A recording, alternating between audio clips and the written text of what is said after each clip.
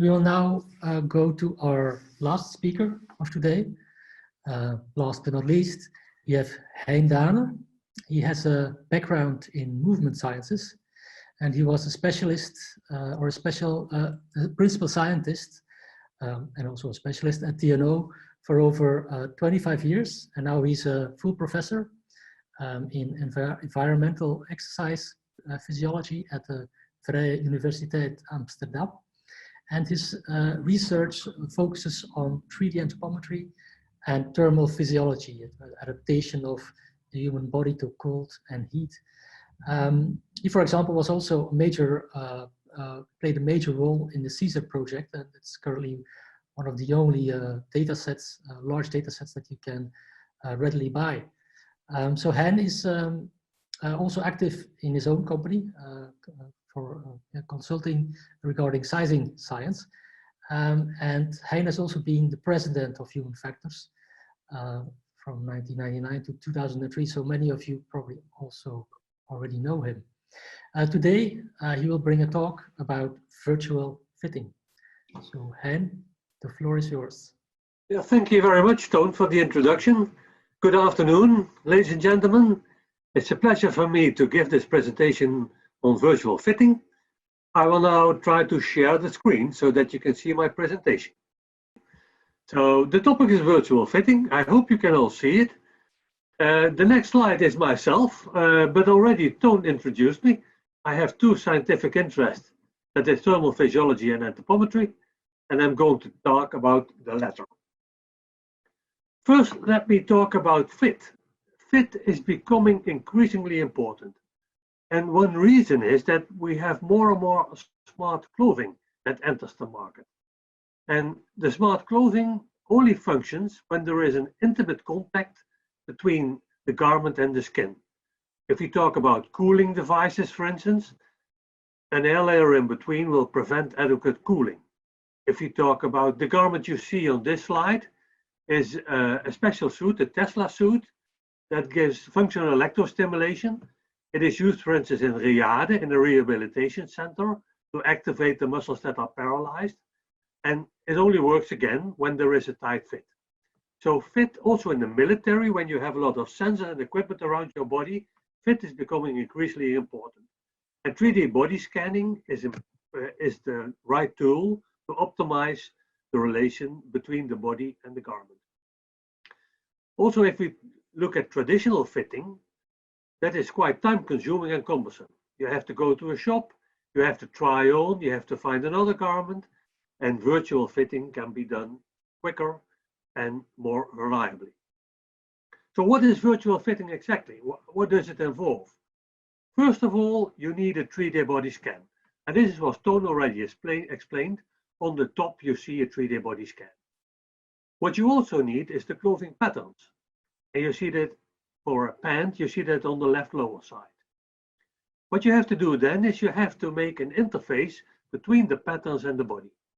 First of all, you have to indicate marker points where the clothing has to be sewn together.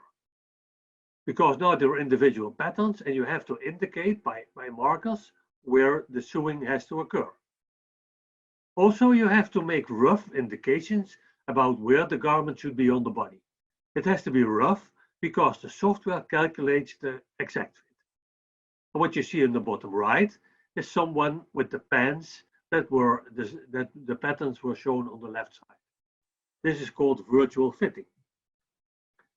What you need is a scan, but you can also use a model.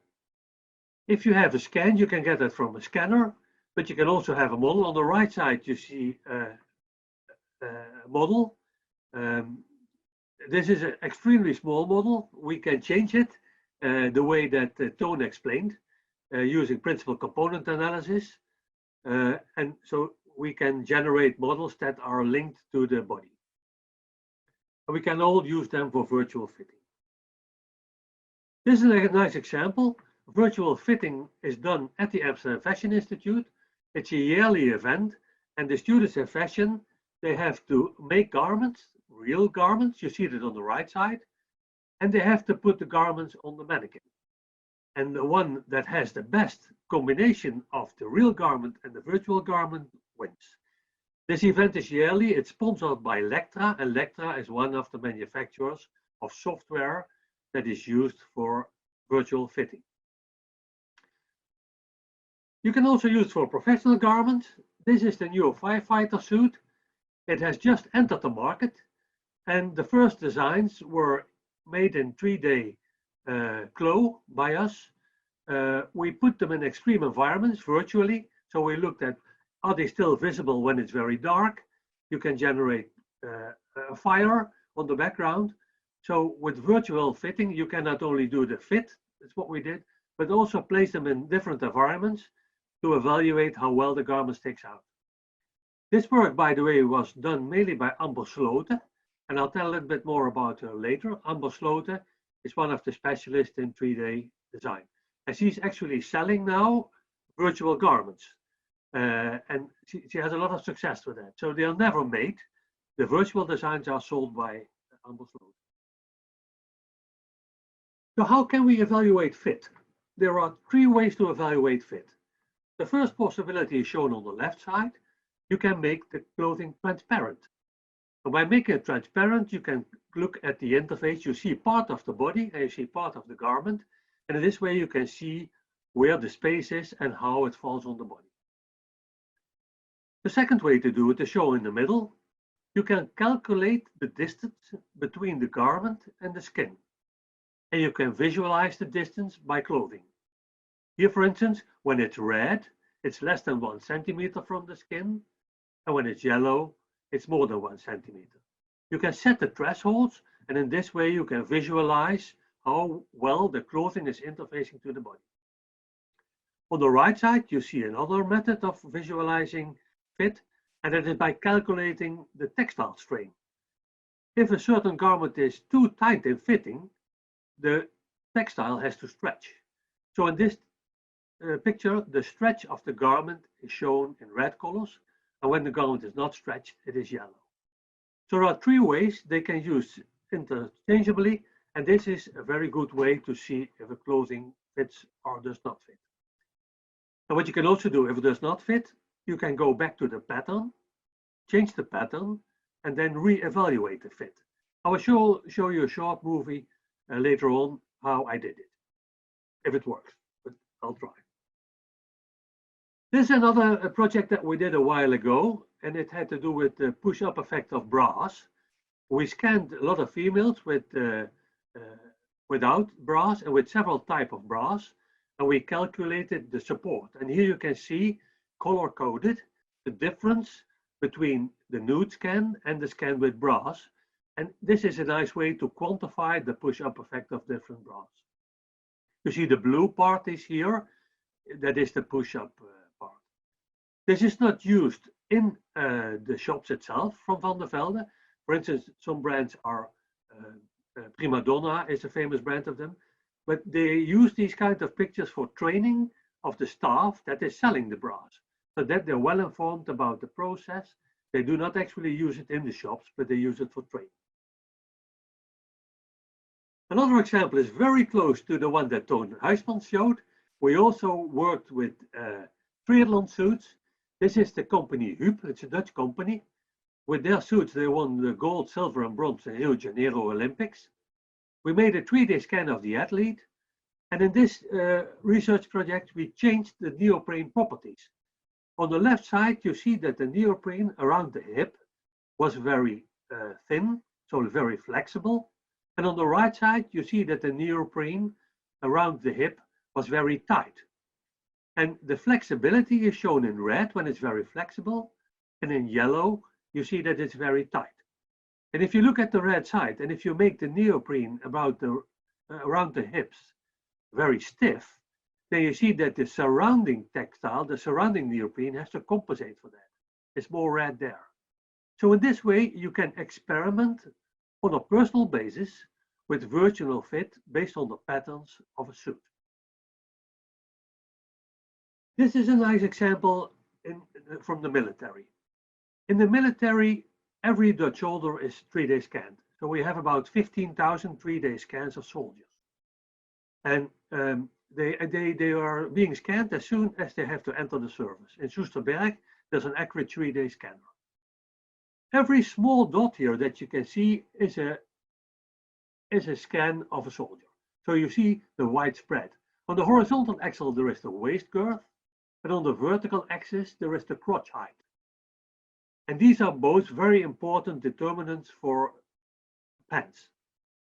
So you see the variation, and this box here is a NATO size of garment. This is a NATO size. This NATO size is meant for soldiers which have a waist girth between 80 and 90 centimeters and have a crotch height also between 80 and 90 centimeters. So this is the size. And for this size, we can just take out the soldier and see how well the garment fits virtually. So this soldier here is this dot. It's in the box, so this pant should fit. This is the virtual fit. It is right in yellow, and this is okay. This soldier here has a much larger waist girth, and this should not fit. And that's what we can see here. You see the soldier is a bit bigger, and here you see that it's dark red around the waist. It's too tight here. So this soldier that went home with that pant size obviously took the wrong one. So immediately after we can contact them and say, okay, you've gone home with the wrong pant. So in virtual fitting, we can immediately after the scan, we can see if the garment that he selected is correct or not. So this is a nice example of virtual fitting on a mass scale in the military. The new way that we're going at is what we call virtual dynamic fit. And also Toon showed a nice example about the suit. This is work done in Switzerland by Agnes Psikuta lab. This is work from Emil Mert. And here you can see and calculate the difference in heat strain in garment during walking. So here a computer model is used. You can measure the movement using, for instance, the Xsense system that was discussed below. And in this way, you can do the passive fit. You can make that into a dynamic fit. I have two movies. So this was the end of my presentation. If you want to know more about me, you can scan it. But I also would like to try to see you two movies.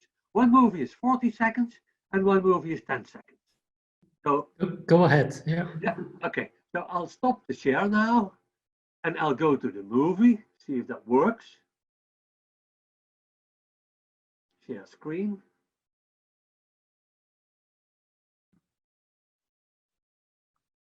So now a movie starts, and this is what I made after a course of 4 weeks in DC Suite. That's a software package to do virtual fitting.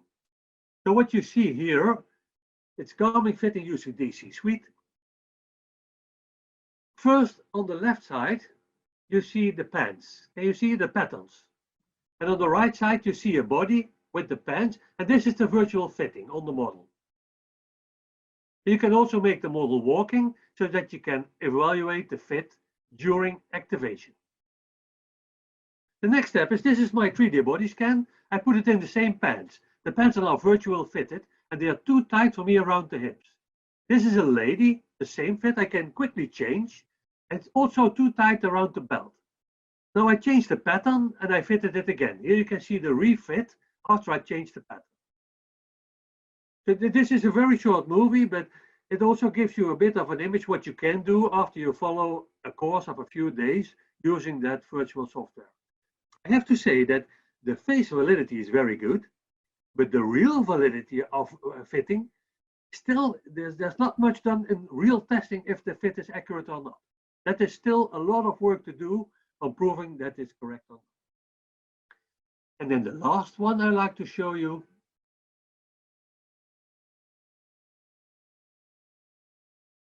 is the website of Amber Sloten, one of the brilliant students. And this is what you can do if you're really a very good designer. Can you see it? So this is the garments that she designed during walking. You can see how it falls. The lighting is very nice. And she is actually having a company now in which she sells virtual garments. They're never made, but they're beautiful designs. And in America, they pay a lot of dollars just for a virtual